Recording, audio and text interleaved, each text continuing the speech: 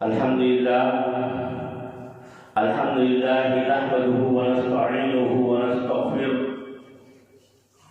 ونؤمن به ونتوكل عليه ونعوذ بالله من شرور انفسنا ومن سيئات اعمالنا من يهده الله فلا مضل له ومن يضلل فلا هادي له ونشهد ان لا اله الا الله وحده لا شريك له ونشهد ان محمدا عبده ورسوله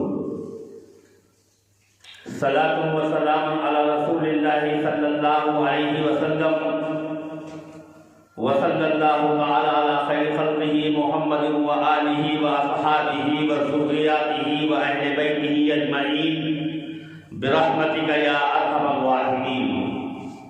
محترم دوستوں اور بزرگوں، عزیز ساتھیوں اور نوجوان بھائیوں، اللہ تبارک و تعالیٰ کا احسان ہے اور اس کا کرم ہے کہ اللہ تبارک و تعالیٰ نے ہمیں اپنی عبادت کے لیے جو اللہ تبارک و تعالیٰ نے ہمیں توفیق عطا فرمائی، ہم اس کا لاکھ لاکھ شکر ادا کرتے ہیں۔ ہم اس کے احسان مند ہیں۔ ہم اور دعا کریں گے اللہ تبارک و تعالیٰ سے کہ اللہ تبارک و تعالیٰ اسی طرح ہمیں اور آپ کو اپنے گھر میں بلا بلا کر عبادت کرنے کی توفیق عطا فرمائے۔ میرے محترم دوستوں اور بزرگوں، اللہ کے گھر میں آ جانا ہی اس سے بڑا اور کیا احسان ہو سکتا ہے؟ یہ کوئی کم چیز نہیں ہے کہ اللہ نے ہمیں اپنے گھر میں بلا لیا، اور جب ہم اللہ کے گھر میں آ گئے تو اللہ کی بات کریں گے، اللہ کی عبادت کریں گے، اللہ کا ذکر کریں گے، اللہ کی ثنا بیان کریں گے، اللہ کی تعریف بیان کریں گے۔ اور اللہ تبارک و تعالیٰ کی تعریف کے علاوہ اگر ہم کسی کی تعریف بیان کرتے ہیں تو گویا کہ ہم اس کی تعریف بیان جو کر رہے ہیں کوئی نہ کوئی مفاد قابل ہے۔ اور پھر اللہ تبارک و تعالیٰ ارشاد فرماتا ہے، فرمانے خدا بندی ہے، وَمَا خَلَقْتُ الْجِنَّ وَالْإِنسَ إِلَّا لِيَعْبُدُونَ، کہ نہیں پیدا کیا ہم نے انسان اور جن کو مگر اگر پیدا کیا تو صرف اور صرف اپنی عبادت کے لیے۔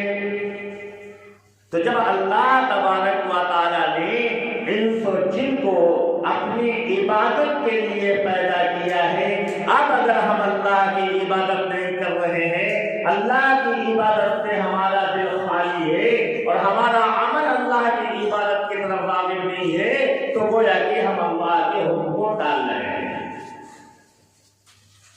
اور اللہ کے حکم کو ٹالنے کا مطلب کیا ہے؟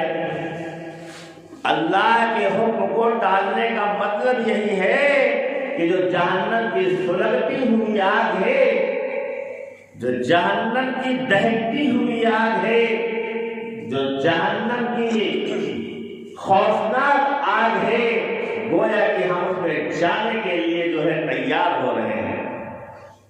میرے محترم دوستوں اور بزرگوں، جب اللہ تبارک و تعالیٰ نے اپنے پیارے نبی جناب محمد رسول اللہ صلی اللہ علیہ وسلم کو یہ نماز عطا فرمائی تو میرے محترم دوستوں اور بزرگوں، معلوم ہے کہ ہمارے پیارے آقا صلی اللہ علیہ وسلم کہاں تھے؟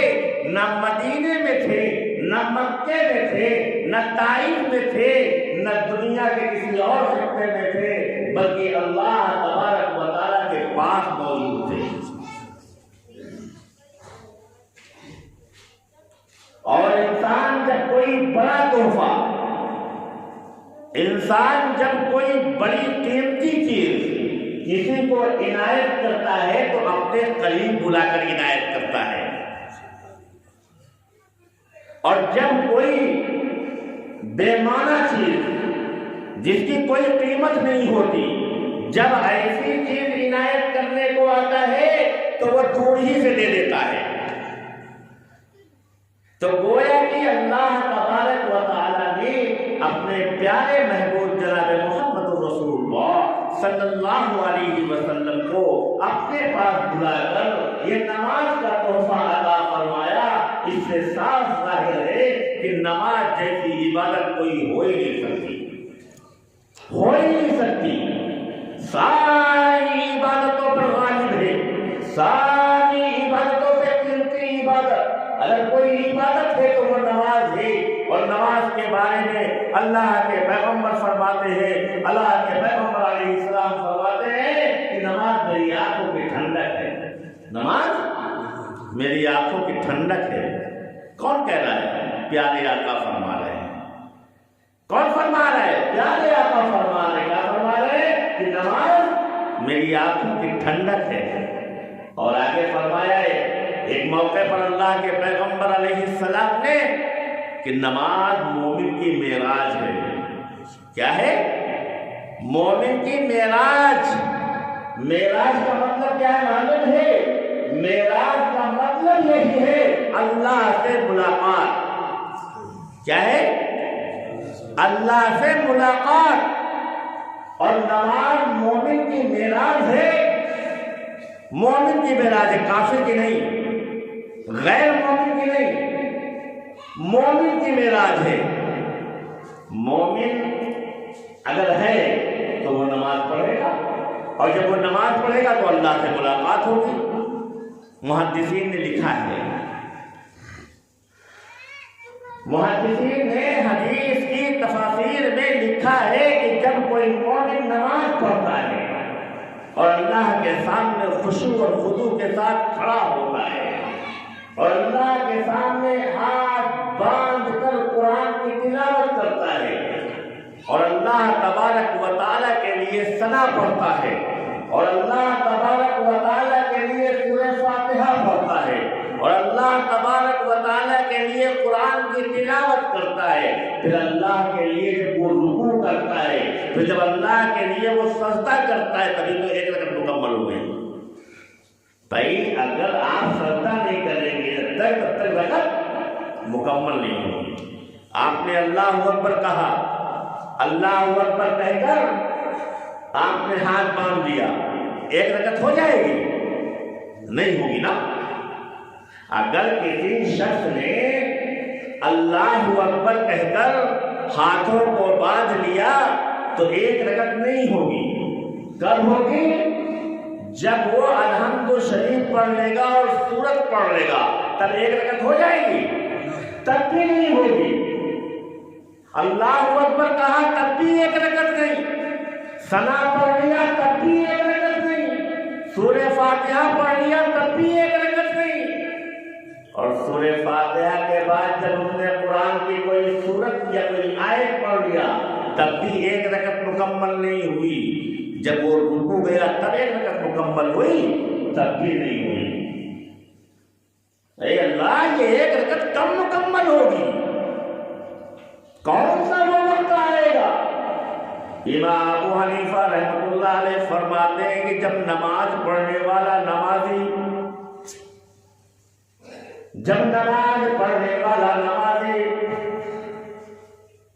تکبیر تحریمہ کہتا ہے، تکبیر تحریمہ کہنے کے بعد وہ قیام کرتا ہے، اور قیام کرنے کے بعد جب وہ اللہ تبارک و تعالیٰ کے لیے قرآن کریم کی تلاوت کرتا ہے، اور اس کے بعد جب اللہ کے سامنے جھک جاتا ہے یعنی رکوع کرتا ہے، امام ابو حنیفہ فرماتے ہیں کہ ابھی اس کی ایک رکعت مکمل نہیں ہوئی۔ جب وہ اپنے سر کو اللہ کے دونوں پیروں کے درمیان میں رکھ دیتا ہے، امام ابو حنیفہ فرما رہے ہیں، کیا فرما رہے ہیں؟ جب نمازی اپنے سر کو اللہ تبارک و تعالیٰ کے دونوں پیروں کے درمیان میں رکھ دیتا ہے، بس سمجھ لیجیے اس کی ایک رکعت مکمل۔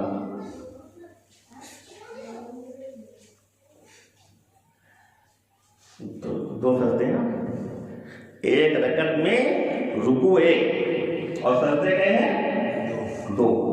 یہ دو سجدے کیوں رکھے اللہ تعالیٰ نے؟ آج تک کبھی سوچا؟ نماز تو بہت دیر سے پڑھ رہے۔ آدمی شادی کرتا ہے تو سوچتا ہے کہ بچے ہوں گے یا نہیں ہوں گے، اور بچہ ہونے کے بعد وہ کیا سوچتا ہے یہ بچہ ہمارے بڑھاپے کی لاٹھی بنے گا یا نہیں بنے گا. گھر بنواتا ہے تو سوچتا ہے کہ پلستر ہو پائے گا یا نہیں ہو پائے گا, اور جب پلستر ہو جاتا ہے تو سوچتا ہے ٹائلسیں لگ پائے گی یا نہیں لگ پائے گی, اور جب ٹائلسیں لگ جاتی ہیں تو پھر سوچتا ہے کہ اس مکان میں ہم رہ پائیں گے یا نہیں رہ پائیں گے. پتہ یہ طرح ساری باتیں وہ سوچتا رہتا ہے. لیکن آج تک کیا کبھی ہم نے یہ سوچا کہ آخر اللہ نے نماز میں ایک رکوع رکھا, ایک قیام رکھا, ایک رکعت میں یہ تو قیام ہے, ایک رکعت میں ایک قیام, ایک رکعت میں ایک رکوع, اور ایک رکعت میں یہ سجدے دو کیوں رکھے؟ کبھی سوچا؟ ضرورت نہیں پڑے, مل کے بیٹھے جگہ نہیں. اللہ کے پیغمبر صلی اللہ علیہ وسلم فرماتے ہیں کہ جب صفوں کے درمیان میں خلا رہتا ہے تو شیطان بیٹھ جاتا ہے آگے. کون بیٹھ جاتا ہے؟ شیطان. وہ دکھے گا نہیں ہم کو, وہ ہم کو دیکھ رہا ہے, ہم اس کو نہیں دیکھ پاتے ہیں. پہلے دکھتے تھا, پہلے یہ شیطان جو ہے وہ دکھتا تھا حضرت ابراہیم علیہ السلام کے زمانے تک دکھتا رہا, حضرت ابراہیم کے زمانے تک دکھتا رہا. جب مینا کے میدان میں حضرت ابراہیم علیہ السلام اپنے بیٹے حضرت اسماعیل کو لے کر چلے ہیں تو یہ شیطان دکھا تھا. اس کے بعد مینا سے جب جمرات کی طرف چلے تو پھر جمرات میں دکھ گیا. پھر جمرات سے جب آگے پہنچے اس پہاڑی کے اوپر جہاں حضرت اسماعیل کو ذبح کرنا تھا وہاں پھر دکھ گیا. آج آپ دیکھ آئیے کہ جمرات کے میدان میں تینوں شیطان موجود ہیں. تینوں شیطان کی نشاندہی کر دی گئی اور بتایا گیا کہ یہ بڑا شیطان ہے, اس سے پھر یہ چھوٹا ہے اور پھر اس سے اور چھوٹا ہے. تینوں شیطان نئے ہیں. جب حاجی حج کرنے جاتا ہے نا, جب حاجی حج کرنے جاتا ہے تو اس کو کنکریاں مار کے آتا ہے. کیا مار کے آتا ہے؟ پتھر مار کے آتا ہے. ہم لوگوں کو بتایا گیا تھا کہ مزدلفہ میں یا عرفات میں, عرفات کے میدان میں یا مزدلفہ میں, ان دونوں جگہوں پہ کنکریاں اکٹھا کر لیجیے گا تاکہ جب تم پہنچو, کیونکہ آدمی جب عرفات سے چلتا ہے اور عرفات سے چل کے مزدلفہ آتا ہے اور مزدلفہ میں مغرب کی نماز اور عشاء کی نماز, یہ دونوں نماز ایک ساتھ پڑھتا ہے. کیا دونوں نمازیں مزدلفہ میں آ کر ایک ساتھ پڑھتا ہے, یعنی مغرب اور عشاء ایک ساتھ نماز پڑھتا ہے. پھر مزدلفہ سے مینا آتا ہے اور پھر مینا آنے کے بعد پھر وہ قربانی کرتا ہے. پھر قربانی کرنے کے بعد جو ہے وہ جمرات میں جا کے کنکر مارتا ہے. قربانی کرنے کے بعد کنکر مارتا ہے. بعض روایت میں حجاج کرام, بعض حجاج کرام کیا کرتے ہیں, مینا میں آنے کے بعد سیدھے جمرات میں چلے گئے, جمرات میں جا کے کنکر مارا, پھر بعد میں قربانی کیا. کیوں؟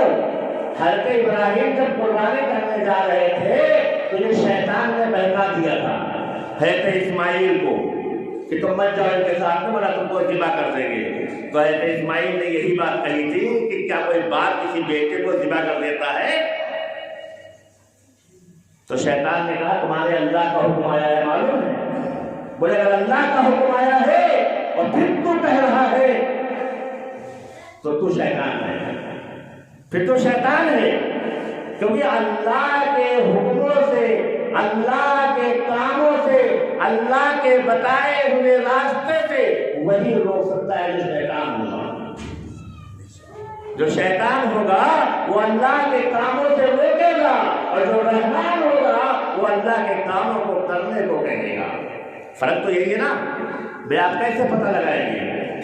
آپ کو کیسے پتہ چلے گا کہ یہ رحمان ہے یا شیطان ہے, یہ شریف ہے یا ذلیل ہے, یہ اچھا ہے یا برا ہے؟ آپ پتہ اس طرح لگا لو, اگر وہ باتیں وہ بتائے جو اللہ والی ہو سمجھ لو وہ رحمان ہے, اور اگر باتیں وہ بتا دے جو اللہ کے خلاف ہے سمجھ لو وہ شیطان ہے. شکل چاہے کوئی بھی ہو, شکل سے کچھ نہیں ہوتا, کارنامے ہوتے ہیں میرے. میرے کارخانے شکل سے کچھ نہیں ہوتا. تو میں عرض کیا کر رہا تھا؟ عرض یہ کر رہا تھا کہ صفوں کے درمیان میں جگہ مت رکھو تاکہ شیطان کو بھی موقع مل جائے گا بیٹھنے کا. اور جب صف میں شیطان داخل ہو جائے گا اور صفوں کے درمیان میں شیطان بیٹھ جائے گا تو پھر وہ ورگلائے گا اور پھر کہیں کوہنی مار دیا اس نے. مان لو اگر شیطان نے ہلکے سے کوہنی مار لیا تو تم کو شیطان تو دکھ نہیں رہا ہے, تم سمجھو گے کہ تمہارے پڑوسی نے کوہنی مارا ہے تو تم اس سے خفا ہو جاؤ گے. تو اس لیے شیطان کو موقع ہی مت دو بیٹھنے کا. اور شیطان کو موقع جب نہیں ملے گا جب بیچ میں آپ جگہ نہیں رکھیں گے. میں آج کیا کر رہا تھا؟ آج یہ کر رہا تھا کہ نماز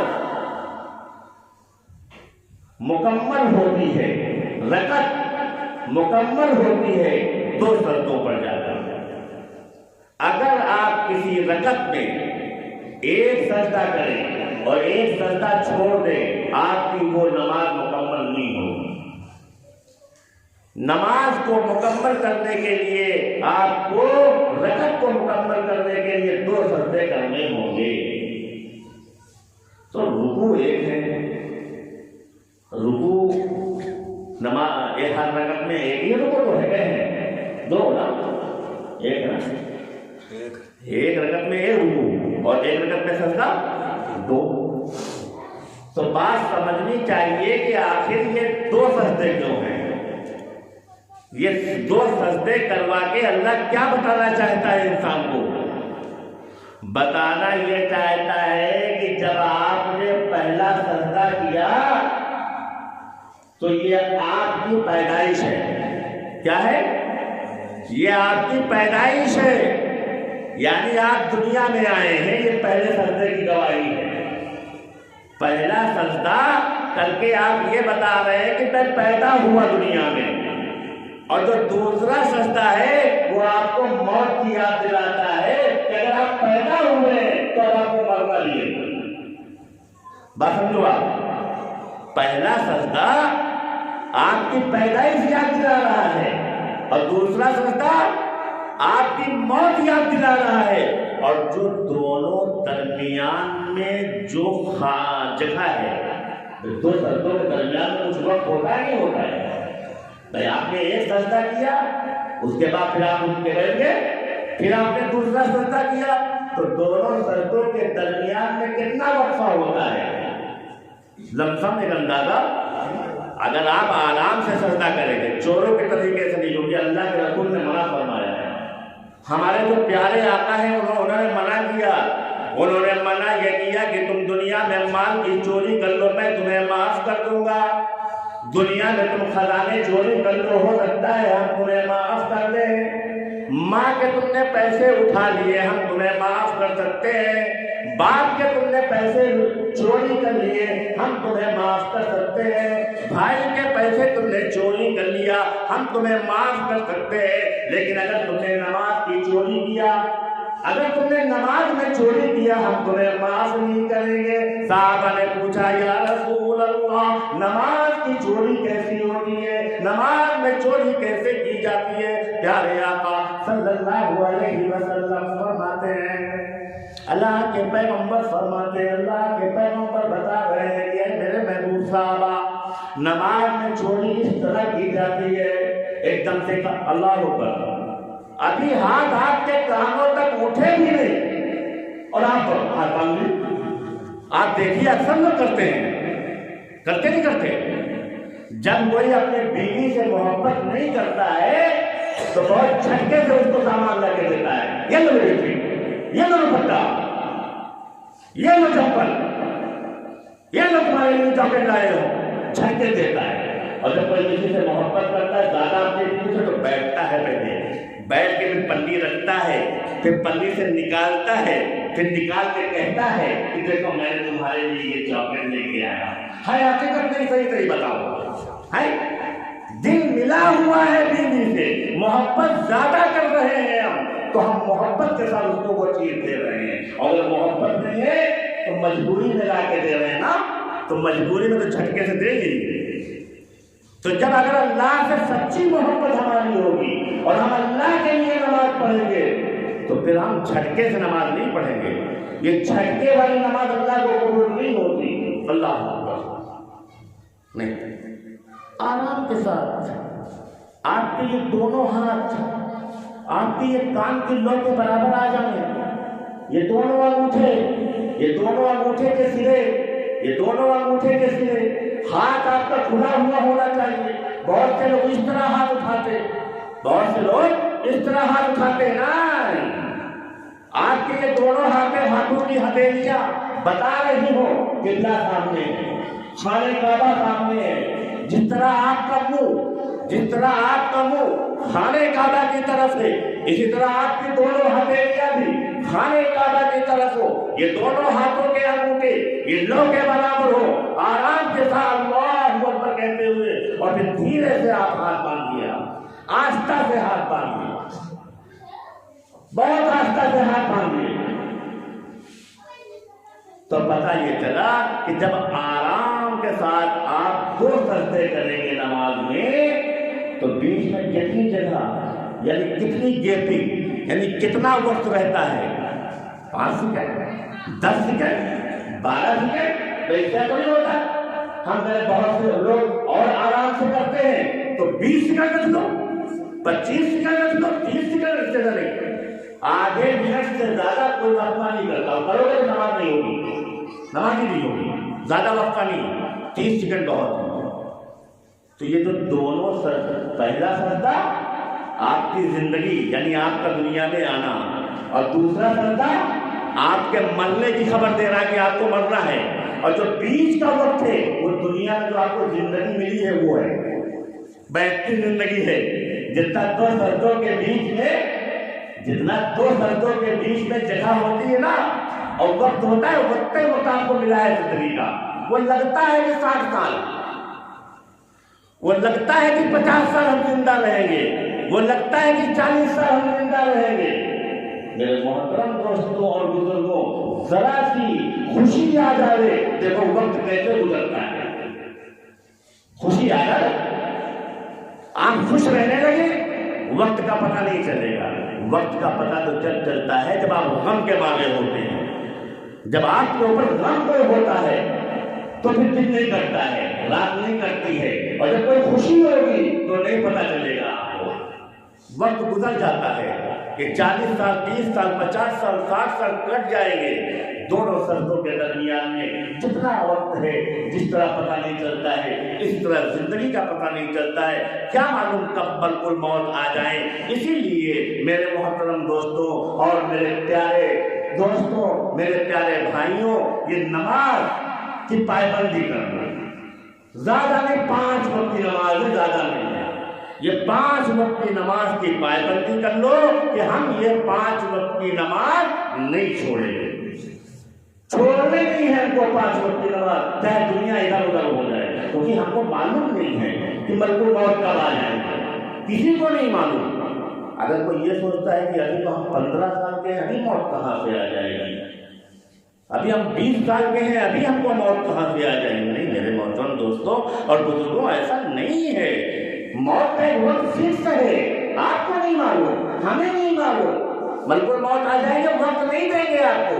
کچھ بھی ہو، یہاں تک کہ آپ نماز پڑھنے بھی جا رہے ہو اور ملک الموت آ گئے ہیں، آپ کو نماز پڑھنے کا وقت نہیں دیں گے. آپ دیکھیے بہت سے واقعات ایسے ہوتے ہیں کہ آدمی وضو کرتا رہ جاتا ہے، آدمی خالی آتا ہے اور کھڑا ہوتا ہے، استعمال ہو جاتا ہے.